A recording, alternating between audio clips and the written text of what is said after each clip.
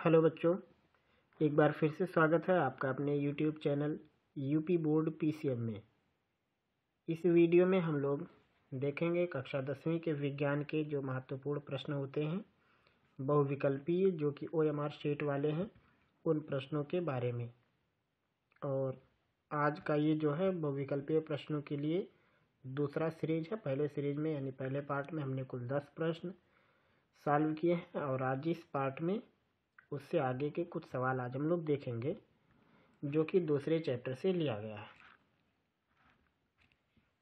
पहला सवाल है, प्लास्टर ऑफ पेरिस का रासायनिक सूत्र क्या है?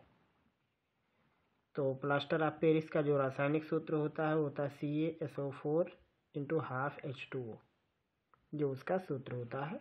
तो इसका ये चौथा जवाब रहेगा। इसको पढ़ते हैं, कैल्शियम सल्फेट हेमीहाइड्रेट। अगला सवाल है, शुद्ध जल का pH मान कितना होता है? तो शुद्ध जल ना अम्ल होता है ना क्षार होता है, वो ठीक बीच में होता है, तो उसका pH मान 7 होता है। लेड नाइट्रेट का रासायनिक सूत्र बताओ। तो लेड नाइट्रेट का रासायनिक सूत्र होता है PbNO3 का होल ट्वाइस। ये है दूसरा विकल्प, PbNO3 का होल ट्वाइस। ये सभी जो भी विकल्प हैं काफ़ी महत्वपूर्ण विकल्प हैं और आप ऐसे विकल्पों का आंसर याद रखें और इनका अभ्यास भी करें, आगे की कक्षाओं में भी ये काम आएंगे काफ़ी। अगला सवाल है, एक तत्व के क्लोराइड का सूत्र MCl2 है। यम का मतलब यहाँ पे मेटल है। इसके ऑक्साइड का सूत्र बताओ। तो इसके ऑक्साइड का सूत्र कितना होगा? MCl2 कहने का मतलब है कि अगर क्लोरीन पर ऋण 1 है तो M के ऊपर +2 होना चाहिए।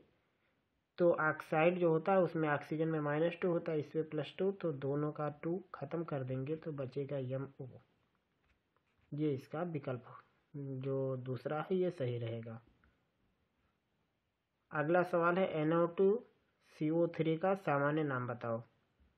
तो Na2CO3 का सामान्य नाम है धावन सोडा।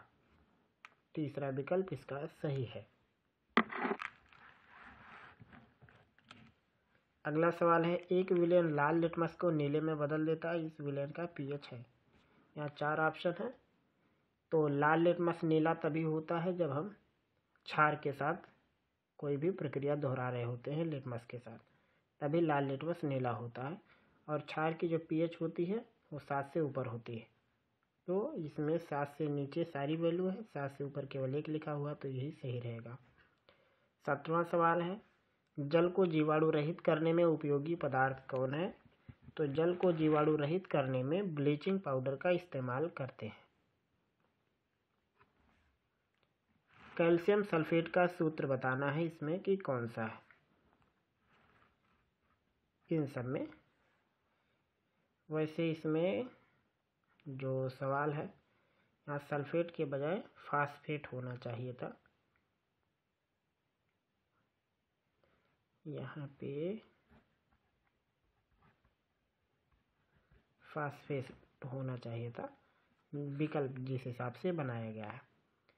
तो इसका जो सूत्र होगा वो होगा Ca3PO4 का होल ट्वाइस। अगर सल्फेट रहता कैल्शियम सल्फेट तो CaSO4 इसका जवाब होता। सवाल नंबर 19, ब्लीचिंग पाउडर का रासायनिक सूत्र बताओ। तो उसका रासायनिक सूत्र होता CaOCl2। पढ़ते हैं कैल्शियम ऑक्सीक्लोराइड। ये इसका दूसरा विकल्प सही है।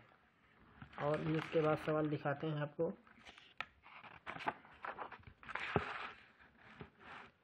ये है सवाल नंबर 20, दुर्बल अम्ल है इन सब में से कौन दुर्बल अम्ल है?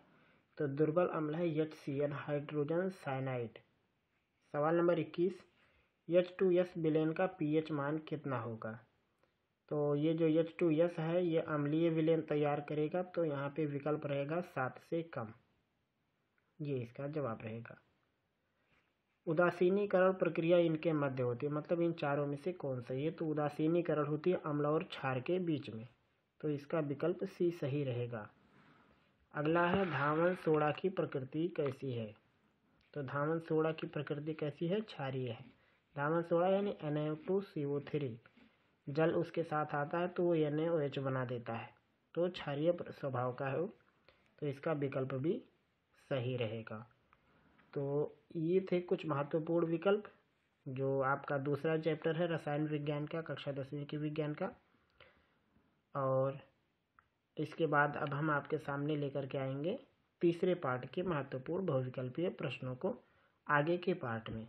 तो इसी तरह से आप पढ़ते रहें और अपनी तैयारी अच्छे तरीके से करते रहें।